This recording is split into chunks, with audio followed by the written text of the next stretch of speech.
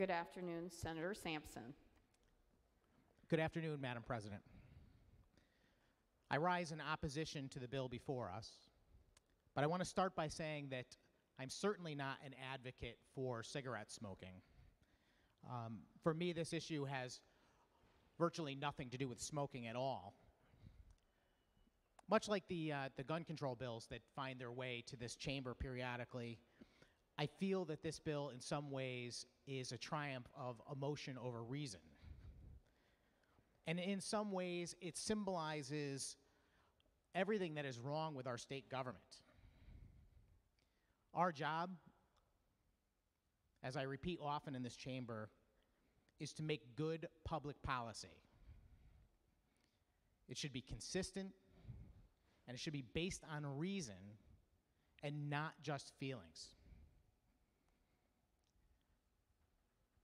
This bill suggests that the people in this building are smarter than the people outside. And based on the state's finances, that is more than suspect.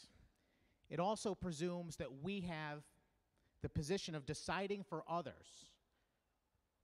And those others are our bosses. In fact, they are adults.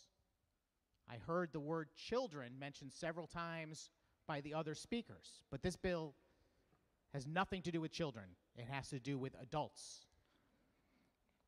And since we're on the subject of changing the age to purchase cigarettes from 18 to 21, I wonder why 21? It seems rather arbitrary to me. And in fact, I might say that if we were changing the age of adulthood in all of our policies to determine that the majority age in our state would be 21, I could find my way to supporting this bill. But that's not what we're doing. The majority age is 18 in the state of Connecticut. So why 21? I actually had this idea, Madam President, that I was going to come in today and I was going to offer a series of amendments. The first one would be to raise the age to 22. Just out of curiosity, how many people in the room would support that? After all, if we're saying that this is to protect people from smoking, why would we not want to protect 22-year-olds as well as 21-year-olds? And then if that passed, why wouldn't we do another amendment to make it 23? And then 24, and then 25, and so on. The point is that we have already made this determination. The majority age in Connecticut is 18. And because of that, this bill before us actually violates the rights of people who are adults between the ages of 18 to 21. It's not a joke to even say that this bill is age discrimination. We wouldn't go and pick out another 3-year period in someone's age range. We wouldn't say people 67 to 70 are restricted from doing something all other adults are. But that's precisely what this bill does. I want to keep making this very, very important point. 18 is the age of majority. We consider the age of 18 appropriate for voting. That's very important. The significance of that is that we trust people who are 18 years old to cast a vote in elections and to make important decisions. Trusting someone with the right to vote basically says we trust you to make good decisions. So why would we say we trust you to make a good decision when you're going to vote? And I know there's some people in here who have advocated for making the right to vote begin at age 16. But I ask, why are we saying that you're smart enough, you can make your own decisions on who you're going to vote for at 18, but this decision cannot be made? You're just not smart enough yet. You need to be protected by the people in this building. Those people get to vote, and in essence, get to influence every decision we make in this building based on the votes that they cast during elections. If that's the case, then why can't we trust them to make their own decision outside this building on whether they're going to smoke or not, since no one's forcing them against their will? I know that there's a lot of people that are in favor of this bill. I know it passed out of the House by large margins. I know that there are towns across the state that have passed various ordinances on the subject. But I don't think people have really thought this through. First off, it's not going to prevent smoking. I started smoking when I was 13 years of age.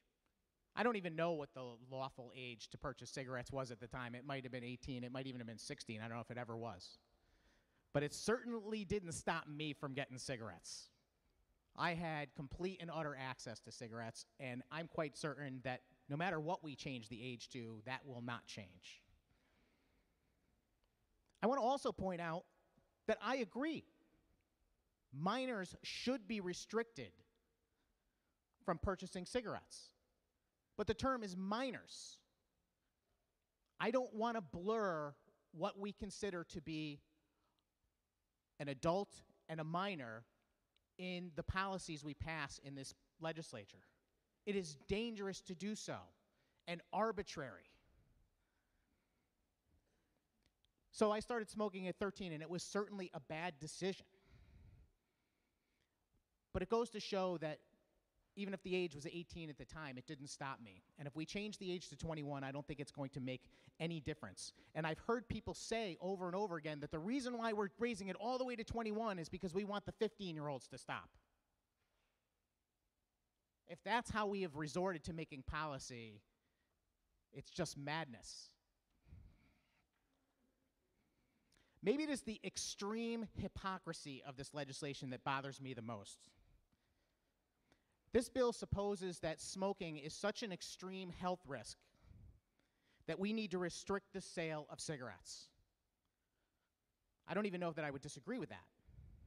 But for now, cigarettes are a legal product. And this body taxes cigarettes. And when I say this body taxes cigarettes, that is an understatement. I don't know that there is a product that we tax more than cigarettes. And the argument is always, well, we're taxing cigarettes because we want to restrict people from being able to get them. That makes absolutely no sense, Madam President. The money that comes in from those taxes presumably is spent on government programs that everyone in here thinks are important. So people that support taxes on cigarettes must support the purchase of cigarettes necessarily because they want that money for the programs that they believe in. That includes anti-smoking and cessation programs, by the way. What blatant hypocrisy.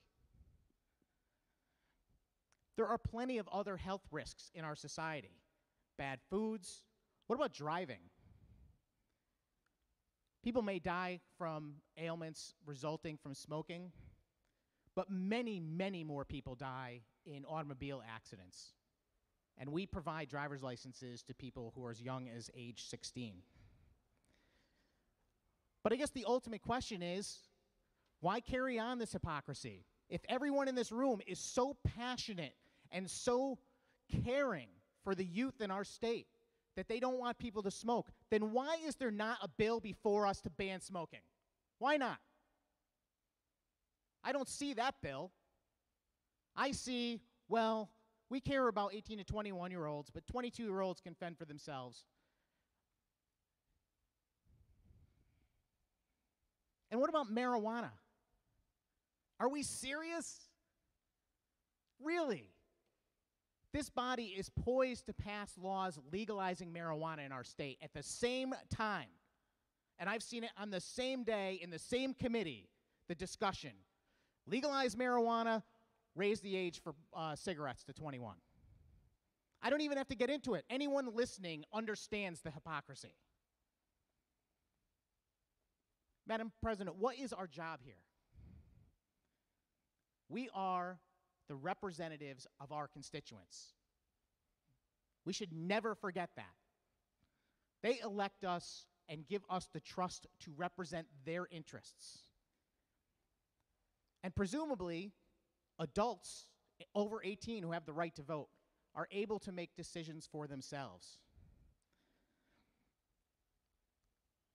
They can be sent to prison.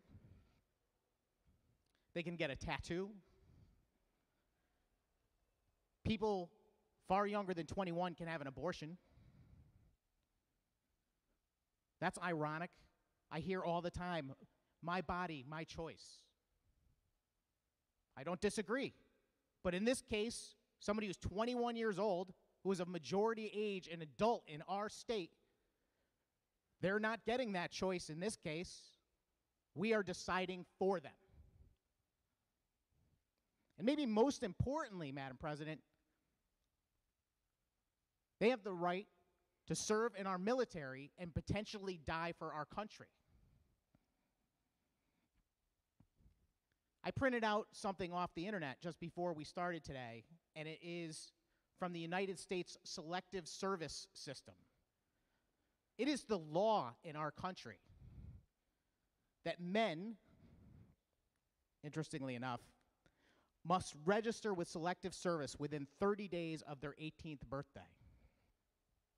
It goes on to say that in a crisis requiring a draft, men would be called in a sequence determined by random lottery and year of birth.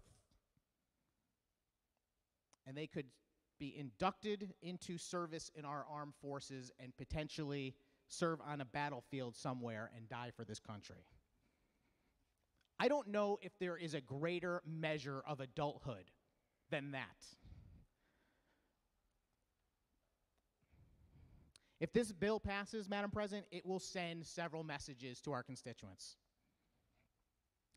First, that this body, the people in this building, believe that we have the right to regulate the personal health choices of our adult citizens. That the state essentially has rights over your body. And that it can choose which adult citizens are allowed certain rights based on their age, even though they're adults. And where does that stop, ladies and gentlemen? Will we be next regulating the purchase of sugary drinks? Candy bars? I'm sorry, Senator Sampson, you've had your allotment of red meat this month. Will there be a law that we pass someday that says you must put a hat on before you go outside on a chilly day? I didn't mention it, but in the substance of the bill, I will note that there's a lot more going on here than just raising the age from 18 to 21 for the purchase of cigarettes. There's also the concept of vaping, which I promised myself I wasn't going to get into during this conversation, but that's a worthwhile conversation also, since many people take up vaping in an effort to stop smoking. And there are fee increases in here too. On businesses in this state that are already struggling, we are doubling the fees for them to be able to distribute cigarettes. I'm awaiting an amendment, Madam President. I don't have it yet. I hope it'll be drafted before this debate is over so I can offer it. But since I don't have it in my possession, I'm just going to close my remarks and look for the opportunity to get that amendment in my hands and offer it. The bottom line, Madam President, is that I will not take the rights of my constituents away from them. I just won't do it. Even if some of them ask me, there are plenty others that believe that they are adult citizens who can make their own choices. And I think if we actually thought hard about it individually, none of us would decide that we have the right to decide for other adults either. Thank you, Madam President. Thank you, Senator Sampson.